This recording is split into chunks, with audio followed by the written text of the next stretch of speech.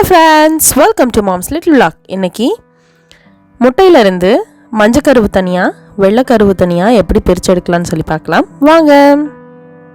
முட்டையை உடச்சி ஊற்றும் போதே பாதியாக கட் பண்ணி ஒரு சைடாக பிடிச்சி எடுத்துட்டிங்கன்னா மஞ்சக்கருவு தனியாக வெள்ளைக்கருவு தனியாக வந்துடும். செகண்ட் டிப்ஸ் பூண்டை நல்லா சாறு எடுத்துகிட்டு கையில் மஞ்சக்கருவு மட்டும் தனியாக எடுத்திங்கனாலே மஞ்சக்கருவு கையில் வந்துடும்.